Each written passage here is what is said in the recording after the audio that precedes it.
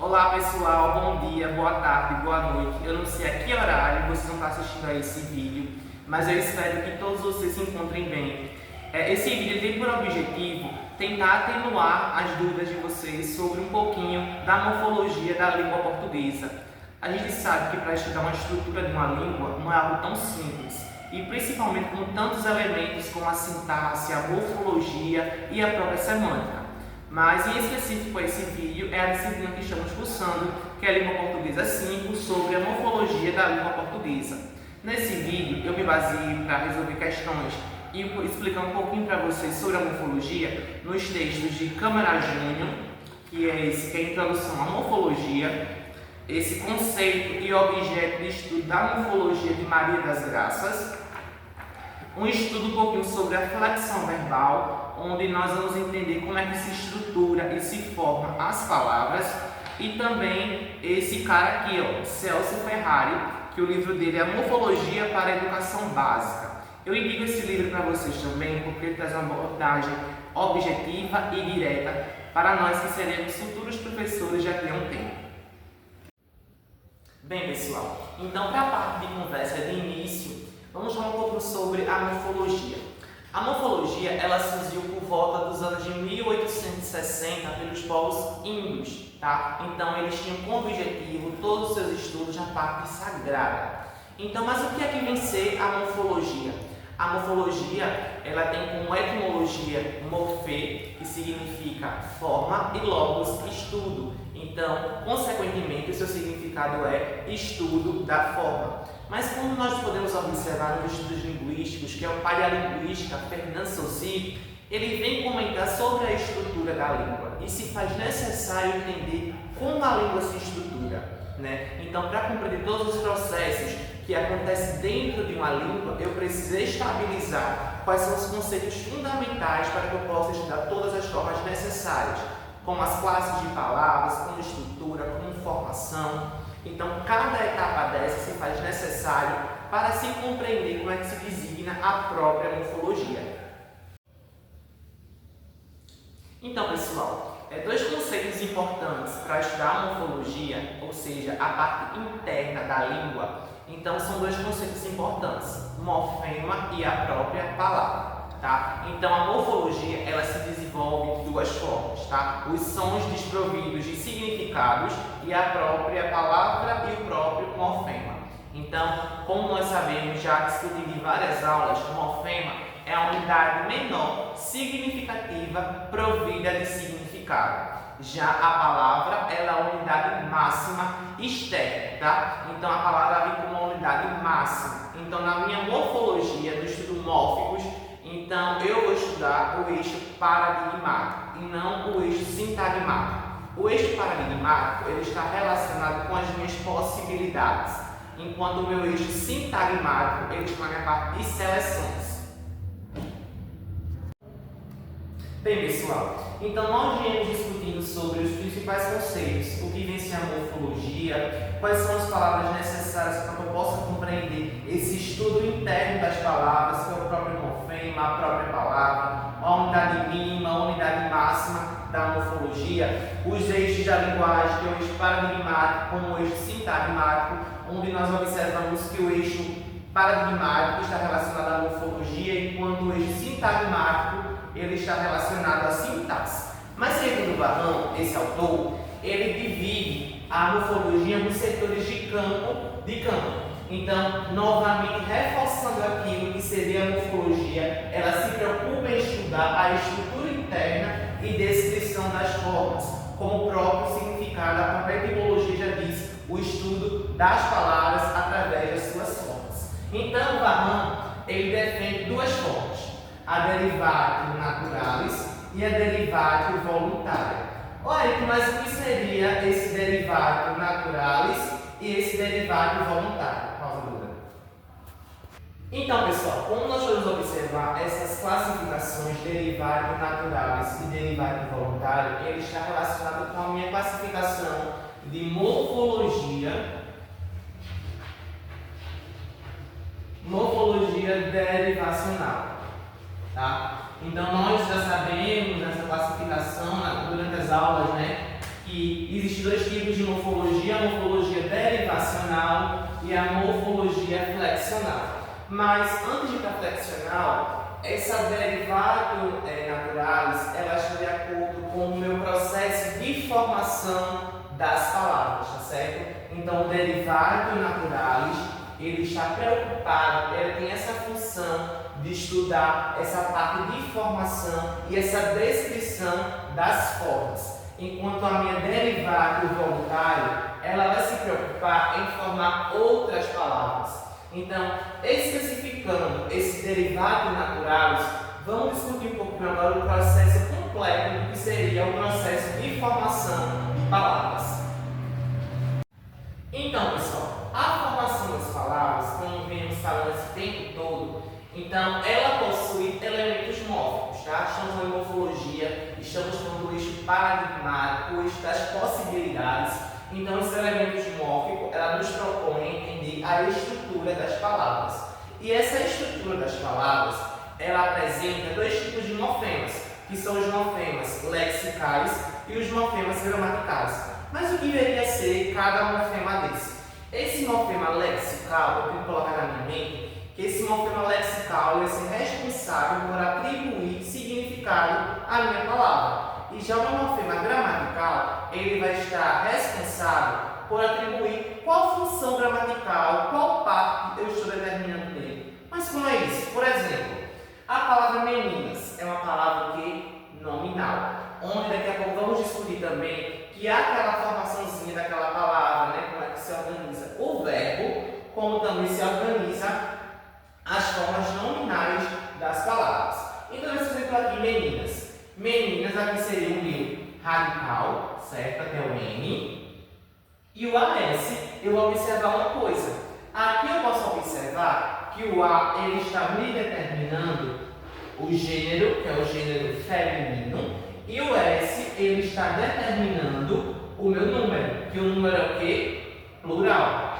Então, nós observamos aqui que o meu morfema gramatical está logo no finalzinho da palavra, pelo menos nessa situação, que é o AS. AS está determinando o gênero e o S está determinando o número. Então, nós podemos observar que temos um morfema lexical, que é a palavra em si, porque ela tem significado, enquanto o morfema gramatical é esse finalzinho aqui, que vai determinar a minha parte de gramaticidade, que o A seria o gênero e o S seria o número. Então, nós sabemos que para formar as palavras, nós temos que seguir uma regrinha, tá? Então, é uma regrinha tanto para as palavras nominais quanto para os verbos, certo? Nós temos radical, vogal temática e as desinências nominais e verbais, tá? Então, para uma palavra nominal, nós temos uma regrinha. É a palavra com radical, mais vogal temática, mais desinência de gênero, mais desinência de pessoa.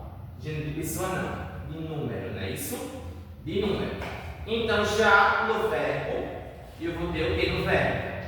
Radical, mais vogal temática, mais desinência modo temporal, mais desinência número pessoal. Essa formulazinha aqui fica bem fácil para a gente entender como é que estão estruturadas as palavras, tá? E é nessas formulazinhas aqui que nós vamos descobrir aquele abençoado chamado morfema zero, tá certo? Então, vamos entender agora cada partezinha dessa, tá? Antes de chegarmos nessa fórmula aqui, vamos entender o que é o radical, a vogal temática, o que determina as desinências nominais e verbais e também o próprio tema.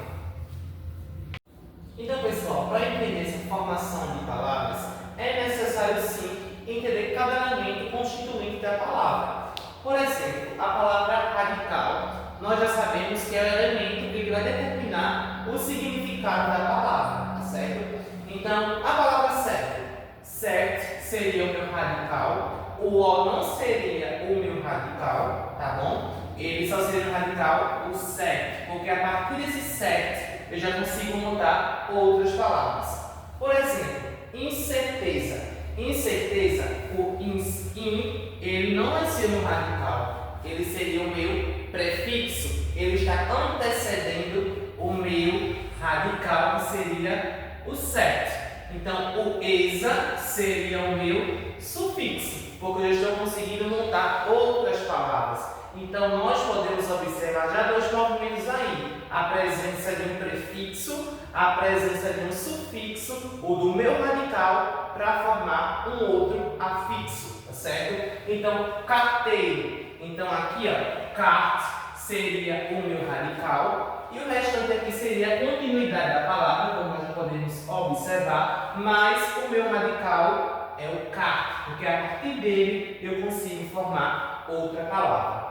Então, as palavras cognatas em relação aos radicais, o que seria essas palavras cognatas? Elas se derivam de uma palavra ancestral. Mas o que seria essa palavra ancestral? Eu coloquei para vocês aqui 3 exemplos: ferro, ferrugem e ferrado. Nós podemos observar que todas essas 3 palavras, elas apresentam o mesmo radical. Então, ferro, com 2 R, o ferro aqui novamente e o ferro aqui novamente. E nós podemos observar que o que vai modificar são as terminações delas, tá bom? Então, são palavras que são derivadas de um mesmo radical. Outro fator importante que a gente precisa entender são as desinências. E que seriam essas desinências? Ela vai determinar para a minha palavra o que ela vai indicar. Por exemplo, se ela é uma palavra nominal, ela vai determinar uma coisa. Agora, se a minha palavra ela é verbal, ela vai determinar para mim outra coisa. Mas vamos lá. A minha desinência nominal, ela vai determinar para mim o gênero e o número. Então, aqui nós vamos dizer se é masculino ou feminino, ou se é singular ou plural. Já nos tempos verbais, nós vamos observar que ela vai mostrar para mim o modo, o tempo, o número e a pessoa. Então, lá que eu vou saber se é modo indicativo, subjuntivo, imperativo, o tempo, se é presente, futuro, passado, as suas classificações do tipo de pretérito, o número, se é singular ou plural, e qual a pessoa do discurso que ela ocupa, se é a primeira, segunda ou terceira. Vamos por exemplos que fica melhor para a gente entender. Gatos, nós podemos observar aqui que é uma desinência nominal do OS. Eu estou determinando o que? O gênero, que é masculino, e o número, que é o plural. Belas, a palavra belas. Nós estamos observando aqui que é uma palavra nominal novamente e está determinando para mim o gênero, que é feminino, com a presença do A, e o S determinando o número, que é o plural. Agora, quando chega nos verbos, nós vamos observar. Eu trouxe 2 exemplos: o cantarei e o degustará. Quem seria a minha desinência do meu verbo? Cantarei, nós podemos observar que ele está no tempo futuro, futuro do presente, tá? Então, o número, ele está onde? No singular. A minha pessoa, qual seria? A primeira pessoa do singular. Eu cantarei. Ele ocupa a primeira pessoa do discurso, a primeira pessoa do singular, claro. O tempo é o futuro do presente e o modo do tempo, na verdade, do indicativo. Então, eu degustará. Então, degustará. Eu degustarei, tu degustarás, ele degustará. Então, nós podemos observar que ele é a terceira pessoa do discurso, do singular, do tempo futuro e do modo indicativo. Ô Eric, mas tu colocou logo lá no início do vídeo, mais ou menos no início, que tem as vogais temáticas. E que vogais temáticas são essas? Eu preciso observar quais são as vogais temáticas. Por exemplo, a vogal temática dos nomes. Quais são as vogais nominais para esses nomes, como o próprio nome já diz, nominais só pode ser dos nomes. Então, os nomes eu tenho o A, o E e o O. E nas verbais, a gente consegue observar essas vogais temáticas através das conjugações. Se ela é primeira conjugação, segunda conjugação ou terceira conjugação, tá certo? Então, partindo disso, eu preciso fixar dois princípios importantes para saber qual é o tema da minha palavra. O que seria esse tema? É a minha junção do meu radical com a minha vogal temática. Por exemplo, a palavra canta. Tá? Canta, nós podemos observar que ela tem uma desinência verbal, certo? Ela não é uma desinência nominal. Então, o meu tema, cante, nós já podemos observar aqui a presença desse radical, que é o cante, e aqui eu já posso observar a minha vogal temática, que é a letra A. Então, formando assim o meu próprio tema, que é formado pelo radical e pela minha vogal temática. Então, pessoal, a derivação, das derivações naturais, que levamos para a morfologia da parte flexional, continuando a derivacional, então os novos afixos, ou seja, formar novas palavras baseadas no radical, tá certo? Então, são uma formação de novas palavras. Já os prefixos é o que antecede o radical. Esse exemplo aqui vai exemplificar todos eles aqui, essas classificações. Por exemplo, desleal, eu formei uma nova palavra, tá certo? Porque qual a minha origem primitiva, a origem dessa palavra? Seria o leal. Então, leal, eu estou me baseando nela para formar outra palavra, ou seja, isso se torna o meu afixo. Já o meu prefixo é o que antecede o radical. Então, o radical aqui seria o leal e o des seria o meu prefixo. Então, eu estou formando uma nova palavra. Então, eu tenho um afixo caracterizado por um prefixo. E já o meu sufixo é o que vem após o radical. Por exemplo, a palavra ferir. Eu formei uma palavra nova, ela é um afixo, mas ao mesmo tempo ela sofreu ação sufixal, que eu acrescentei eiro. Então, o meu radical é fé e o meu sufixo é eiro. Então, eu tenho uma palavra sofrida com sufixo, certo? Então, ainda tem vários tipos de derivação que eu terei continuidade em outro vídeo, para não ficar tão extenso esse vídeo, tá bom? Então, a derivação parassintética é aquela que ocorre quando o prefixo e o sufixo se agregam concomitantemente à palavra primitiva.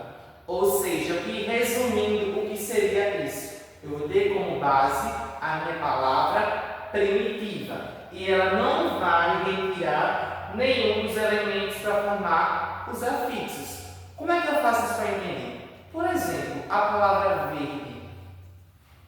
Eu coloquei a palavra aqui, esverdear. Então, aqui, o es é o meu prefixo, verde seria o meu radical e o a seria o meu sufixo. E nós temos aí o quê? Prefixo, radical e sufixo. Vocês perceberam que na maioria das vezes a gente apaga algum termo para poder dar continuidade à palavra. Mas nesse caso, na derivação parassintética, não há supressão de nenhum elemento, nem para formar os novos afixos. Então, esverdear é o exemplo de palavra parassintética que ela não serviu, quer dizer, ela não conseguiu ter nenhuma supressão de nenhum dos seus elementos. Bem, pessoal, como o vídeo para não ficar tão extenso e também é muita coisa que a gente precisa ser discutido, então eu resolvi fazer esse vídeo primeiro com a parte do conteúdo e irei gravar dois ou mais outro vídeo em relação à continuidade da disciplina, mas nesse caso eu irei utilizar a plataforma Meet para facilitar de usar slide e resolução de questões para que podemos compreender melhor e tirarmos um 10 na avaliação.